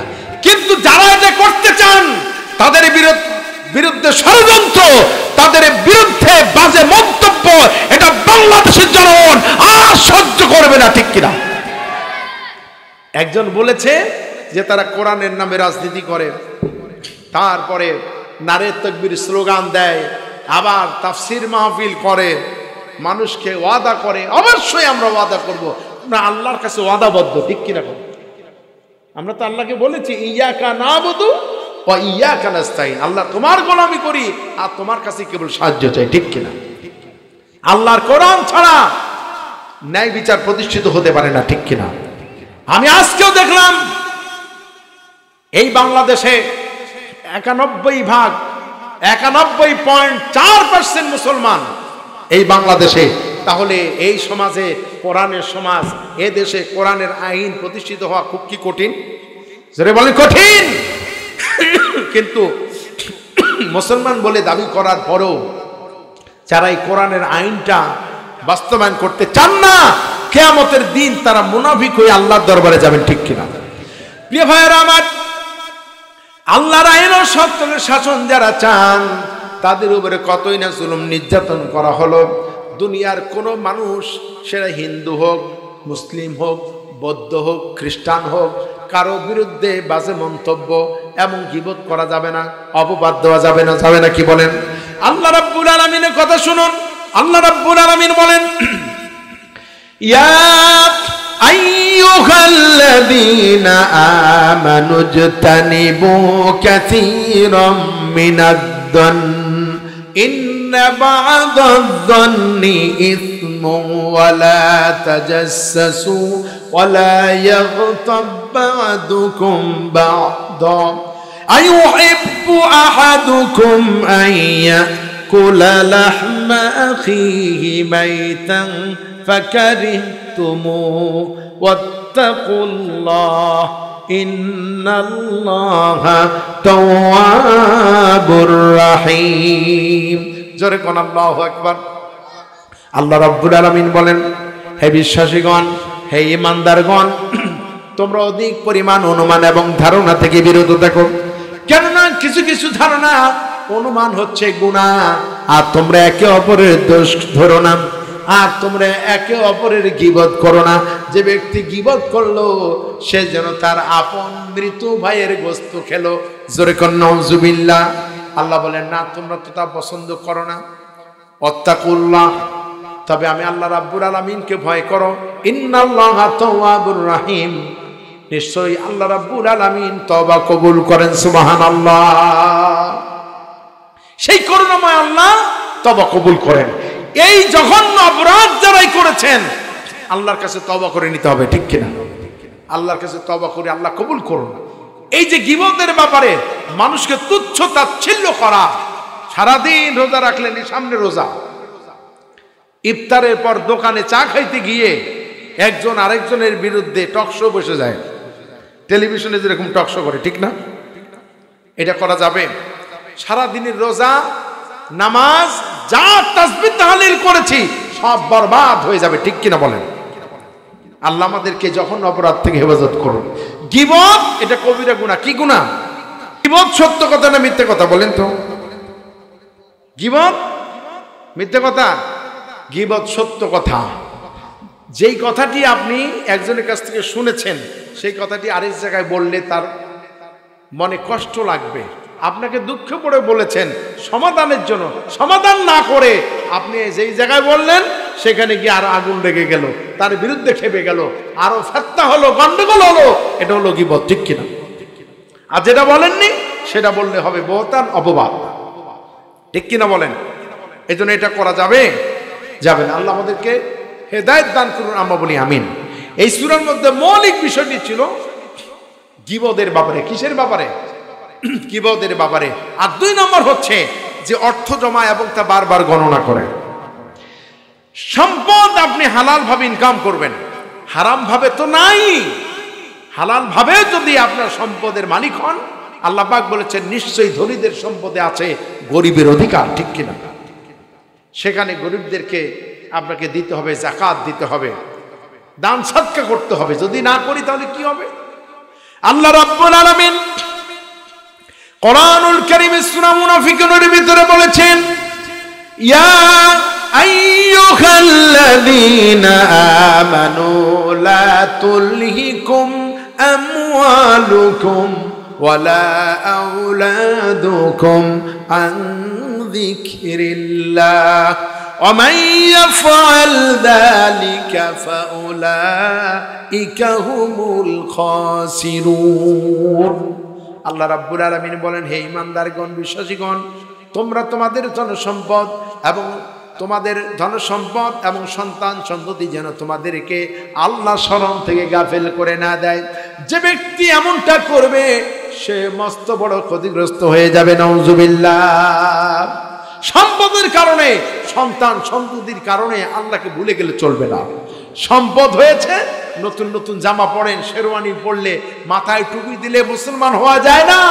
মুসলমান যতক্ষণ টুপি মাথায় দিলেন ততক্ষণ মুসলমান, আর জমিনে কাজ করতে গেলে আরেকজনের আইলে সর্বনাশ করে দিলেন।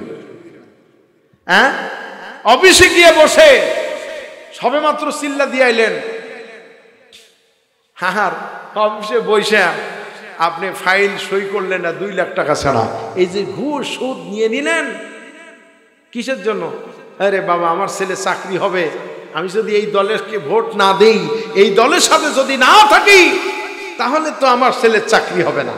দেখেন, নাস্তিকের সাথে একাত্মতা ঘোষণা করলো, মাথায় টুপি দিয়ে, মাথায় পাগড়ি পরে, জব্বা পরে, কোনদিন যেই দলের সংবিধানে আল্লাহর আইন নাই, এই দলের কোন প্রতীক নিজের বুকে নেওয়া জায়েজ নাই, ঠিক কিনা কোন?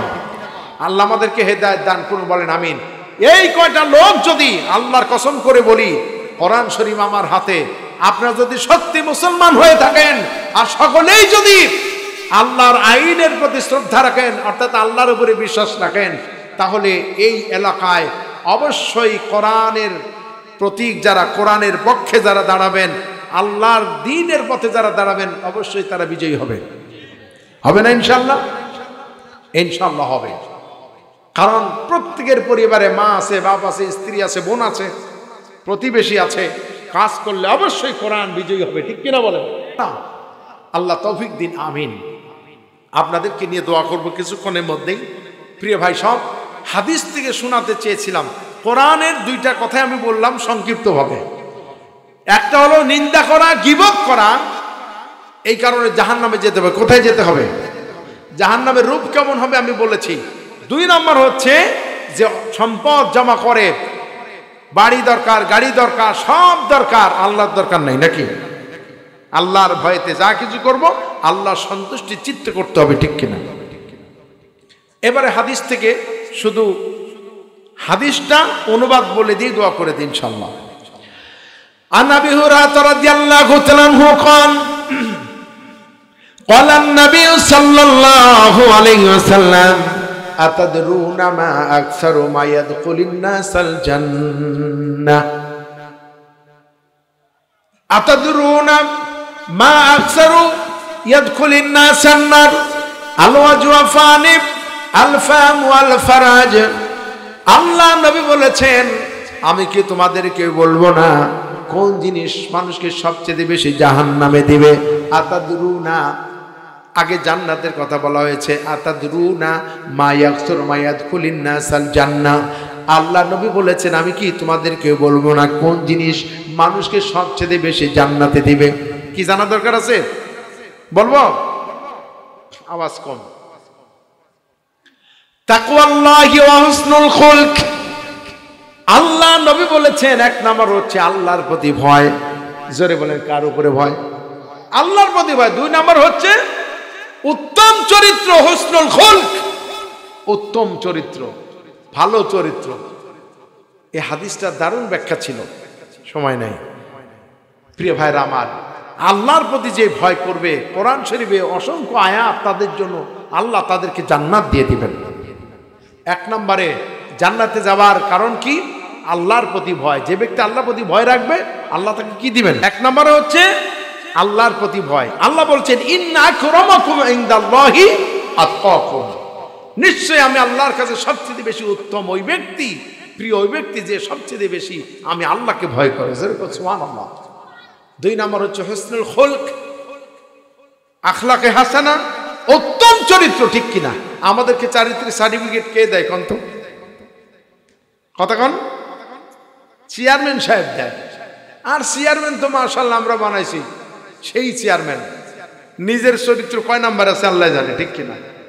সবাই খারাপ না, আমরা তো হ্যাঁ এই কয়দিন তো আর আপনাদের বানানো লাগে না, এমনি এমনি হয়ে গেছে। প্রিয় হাজিরিন, আল্লাহ হেদায়েত করুন, বলেন আমিন। আতাদরুনা মা আকসারু মা ইয়াদখুলিন নাসার নার, আল্লাহ নবী বলেছেন আমি কি তোমাদেরকে বলবো না কোন জিনিস মানুষকে সবচেয়ে বেশি জাহান্নামে দিবে? আল্লাহ নবী বলেছেন আল্লাহ জুয়াফানে, দুইটি গহবর, দুইটি জিনিস মানুষকে জাহান্নামে দিবে। এক নাম্বার হচ্ছে আলফাম, মুখ। দুই নাম্বার হচ্ছে আল ফারাজ, জননেন্দ্রিয় লজ্জা স্থান। যেরকম নাউজুবিল্লাহ, এই মুখের কারণে, এই মুখ দিয়ে মানুষ মানুষকে আসামি বানায়, মুখ দিয়ে মানুষকে শাস্তি দেয়। এই মুখের কারণে ফিতনা সৃষ্টি হয়, হত্যা করা হয় মানুষকে। এই মুখের কারণে জাহান্নামে যেতে হবে। আল্লাহর নবী বলেছেন মান সালিমাল মুসলিমুনা মিন লিসানি ওয়া ইয়াদিহি, তোমাদের মধ্যে সবচেয়ে উত্তম এই ব্যক্তি যার হাত এবং জিহ্বা থেকে তার প্রতিবেশী নিরাপদে থাকে। আল্লাহ রাব্বুল আলামিন আমাদেরকে এই হাদিসের শিক্ষা, সূরাতুল হুমাযার শিক্ষা পূর্ণ অর্জন করা এবং আমল করা তৌফিক দান করুন, আমরা বলি আমিন। আপনাদেরকে পরিশেষে আবারও বলি, আল্লাহর জমিনে আল্লাহর দ্বীন মুসলমান থাকতে কায়েম হবে না, এমনটা যেন না হয়। মুসলমান বলে যারাই দাবি করি, যাদের রাজনীতিতে, যাদের সংবিধানে কোরআন আছে, আমরা তাদেরকে সমর্থন করব। আপনি দেখেন না, আল্লাহর আইন ও সত্যকে শাসন যারা চান, নিশ্চয়ই তারা শিক্ষিত, মার্জিত, বিরিটানা গ্রুপ না। কথা কোন ঠিক কিনা? চাকরি করেন নয়তো ব্যবসা করেন, সংসার করেন, কিন্তু অনেকে আছে চাকরি করে না, ব্যবসা করে না, অশিক্ষিত মূর্খ, রাজনীতি করে। তার মানে কি? রাজনীতির নামে তাদের আছে পেট নীতি। ঠিক কিনা? আমার দেশের লেবার শ্রেণীর কিছু মধ্যবিত্ত লোককে তারা কিনে ফেলে, নির্বাচন এলে পারে কাজ কাম বাদ দিয়ে 500 টাকা 400 টাকার বিনিময়ে সপ্তাহ সপ্তাহ পিছনে ঘুরে প্রতিদিন 400-500 করে দেয়। এটা নিজের চোখে দেখা। এইভাবে টাকার বিনিময়ে সারা জীবন আপনি সর্বনাশ করে ফেললেন। এক পক্ষ তো 10 টাকা কেজি চাউল খাবে বলে 80 টাকা এখন খাচ্ছি আমরা, 70 টাকা খাচ্ছি। কি বলেন ঠিক কিনা? এইরকম ভাওতাবাজদেরকে যদি চিনতে না পারেন, বারবার আপনাদের কপালে দুর্দশা আছে। আল্লাহ বলেছেন ওমা আসাবাকুম মুসিবাতিন ফাবিমা কাসাবাত আইদিকুম, তোমাদের উপরে যত বিপদ আর বিপদ হয় তা তোমাদের দুই হাতে কামাই করা, যা কামাই করো তাই তোমাদের কাছে ফিরে আসে। অতএব আল্লাহ যদি আমাদেরকে মানে হুঁশ দেন, বুদ্ধি দেন, তাহলে অবশ্যই আমরা আল্লাহ দ্বীনের পথে ফিরে আসব। এই উদাত্ত আহ্বান জানিয়ে আমার এই সংক্ষিপ্ত আলোচনা আমি শেষ করছি। ওমা তৌফিকি ইল্লা বিল্লাহ ওয়া আখিরি দাওয়ানা আলহামদুলিল্লাহি রাব্বিল আলামিন। আসসালামু আলাইকুম ওয়া রাহমাতুল্লাহি ওয়া বারাকাতুহু। আইয়ুবী মিডিয়া